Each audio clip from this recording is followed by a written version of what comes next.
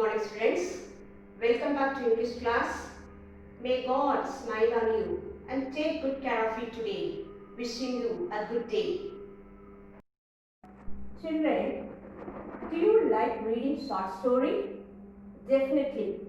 Everyone likes to read short story. Do you have a small library in your home? Yes. How many short stories books you have collected? 10, 20, 30? What are you learning from the short story? Of course, moral.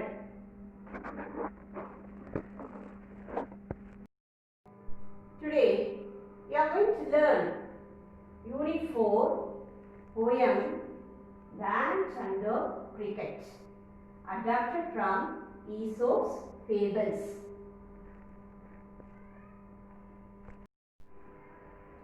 Let us try to understand the title first. The ant and the cricket. What is the ant? Ant is a small insect and also hard-working insect. Cricket. Cricket is not a game. It is a brown or black insect related to the grasshopper family but with shorter legs. It is a small insect that produces short loud sounds by rubbing its wings together. Adapted from Aesop's Fables. In this poem, The Ant and the Cricket, this is adapted from Aesop Fables. What is a fable? A fable is a traditional story that teaches a moral lesson. Usually, the characters in a fable are animals. Let's see about the author, Aesop Fables. Aesop Fables is a collection of fables credited to Aesop, a slave and a storyteller believed to have lived in ancient Greece between 620 and 564 BC. These fables became popular when they emerged in print. Several stories are attributed to Aesop even today. The process of inclusion is continuous and new stories are being added. Collections of Aesop fables were among the earliest books to be printed in many languages. Let's see the theme of the poem. The poet teaches the importance of hard work and planning. The most important characters in this poem, the ant and the cricket.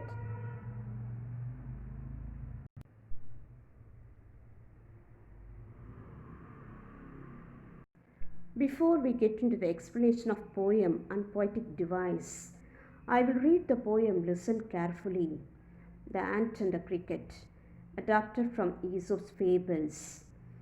A silly young cricket, accustomed to sing through the warm sunny months of gay summer and spring, began to complain when he found that at home his cupboard was empty and winter was come.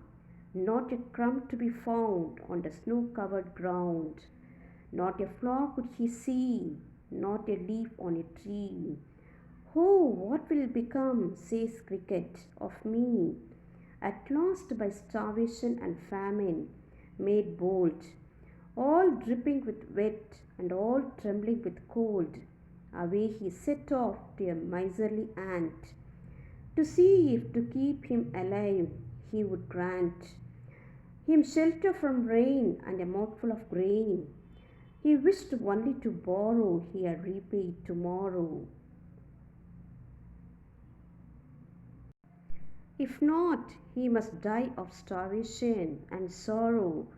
Say the ant to the cricket, I'm your servant and friend, but we ants never borrow, we ants never lend. But tell me, dear cricket, did you lay anything by? When the weather was warm, quoth the cricket, not I. My heart was so light that I sang day and night.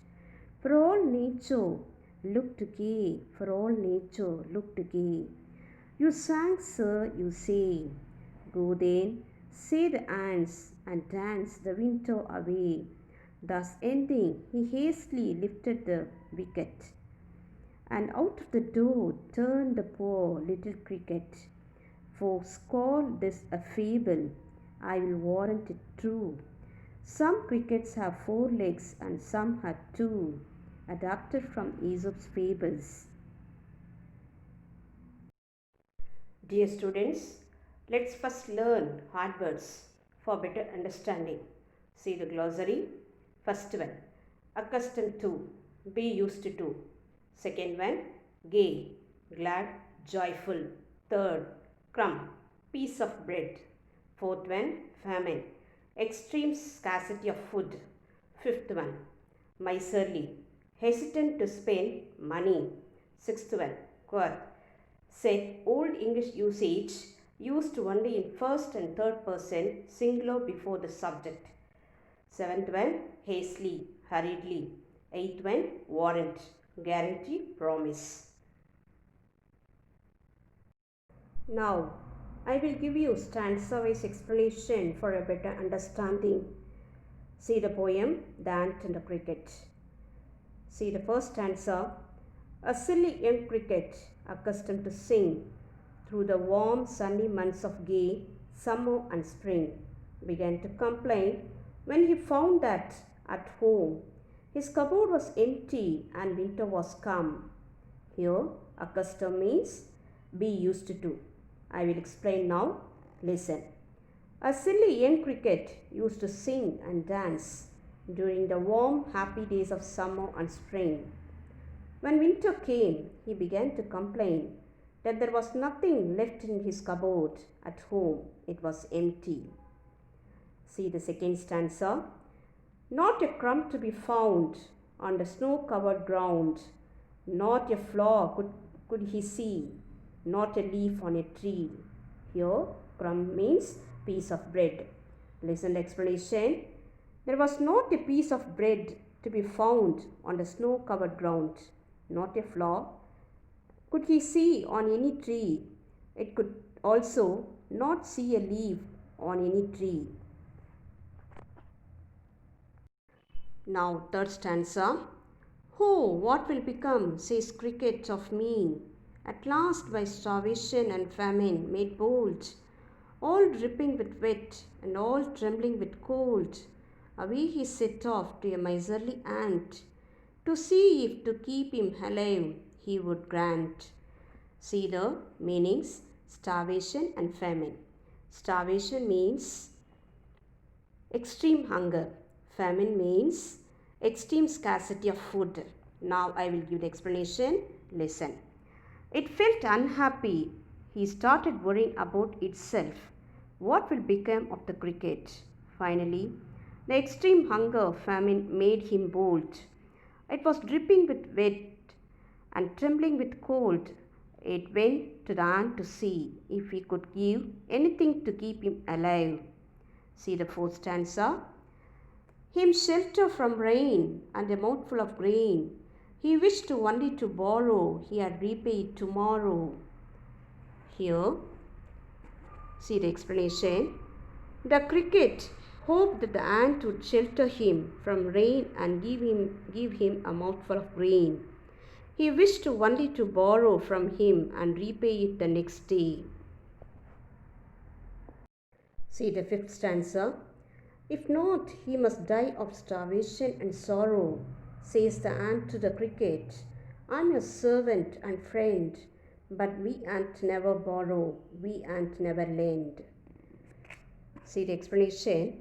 If the ant doesn't give what he needs, he had to die of starvation and sorrow. The ant says to the cricket that it is the servant and friend of the cricket. But ants never borrow and they never lend. See the sixth stanza. But tell me, dear cricket, did you lay anything by when the weather was warm? Quoth the cricket, not I. Here, quoth means said. Old English usage used only in first and third person singular before the subject. See the explanation. The ant questions the cricket whether he kept aside anything for the future. When the weather was warm, the cricket said that he did not do so. See the seventh stanza. My heart was so light that I sang day and night, For all nature looked gay, for all nature looked gay. You sang, sir, you say. Here, gay means glad, joyful. Listen the explanation. The cricket said that its heart was so light and happy that it sang all day and night. The cricket said that nature looked happy and fresh.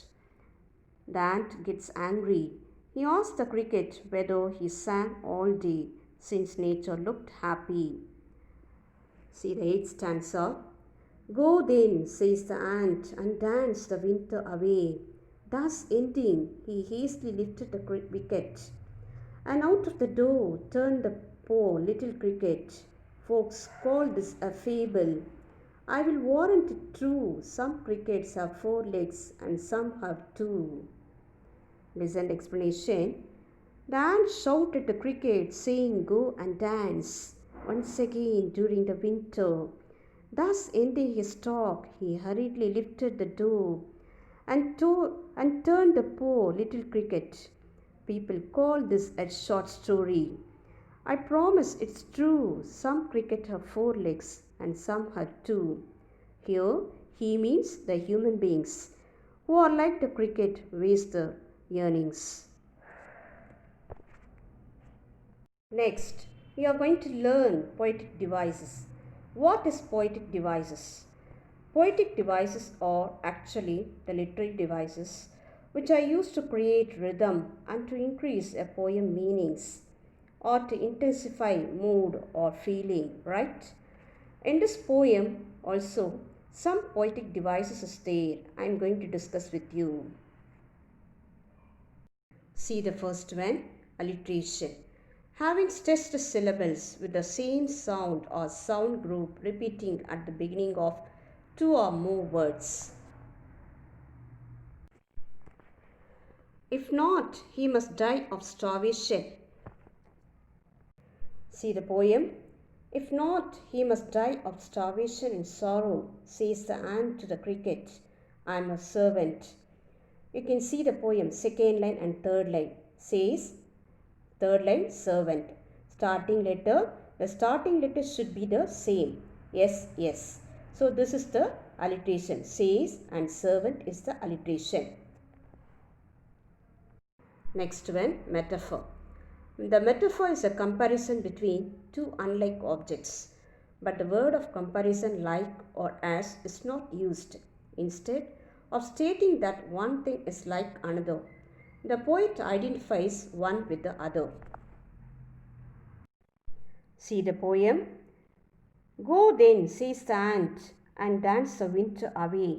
Thus ending, he hastily lifted the wicket, and out of the door turned the poor little cricket. Folks call this a fable. I will warrant it true. Some cricket have 4 legs and some have 2. Here, see the last line. Some crickets have 4 legs and some have 2. Here the poet compares lazy and careless people with cricket. This is the metaphor. Next, personification.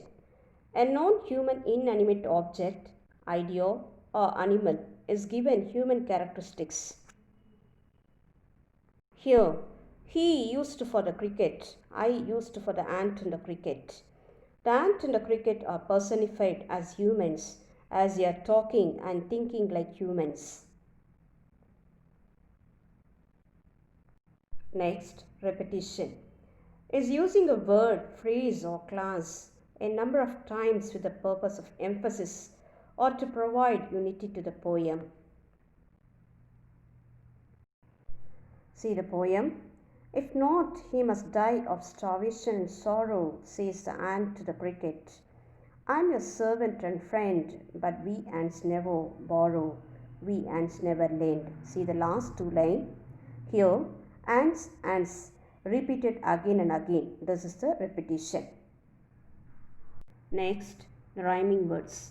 The rhyming words that sounds the same and ends the same way. See the poem.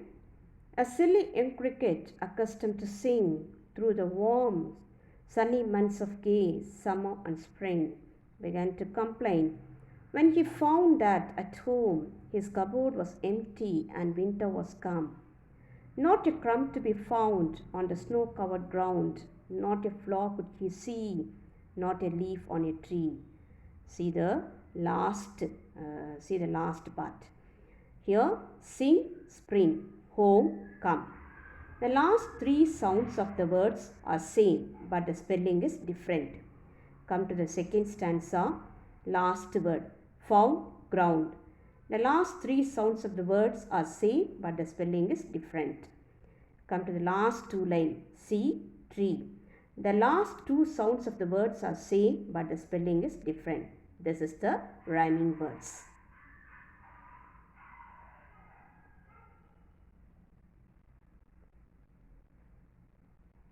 See the book back question.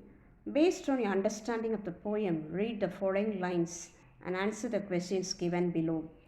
See the first one. A silly young cricket accustomed to sing through the warm sunny months of gay summer and spring. A. What was the routine of the cricket? B. Name the seasons mentioned here. See the second question. Began to complain when he found that at home his cupboard was empty and winter was come. A. Who does he refer to? B. Why was his cupboard empty? Third question. Not a crumb to be found on the snow-covered ground. A. What couldn't he find on the ground? B. Why was the ground covered with snow? See the fourth question. At last by starvation and famine made bold, all dripping with wet and all trembling with cold. A. What made the cricket bold? B. Why did the cricket drip and tremble? See the fifth one. Away he set off to a miserly ant, to keep him alive, he would grant him shelter from rain and a mouthful of grain. A. Whom did the cricket want to meet? Why? B. What would keep him alive? See the sixth question. But we ants never borrow, we ants never lend. A. Why do you think ants neither borrow or lend? B. Who says these lines to whom? See the seventh question. Not I, my heart was so light that I sang day and night, for all nature looked gay. A. Who does I refer to? B. What was the nature of the cricket? How do you know? See the eighth question. Thus ending, he hastily lifted the wicket and out of the door turned the poor little cricket. A. The ant refused to help the cricket. Why? B. Explain the second line. Ninth question. He wished only to borrow, here repay it tomorrow. A. Pick out the rhyming words in the above lines. B. Give more examples of rhyming words from the poem. See the 10th question. My heart was so light that I sang day and night, for all nature looked gay. You sang, sir, you say. A. Mention the rhyming scheme employed in the above lines. See the B part. Based on your understanding of the poem, complete the summary using the phrases given below.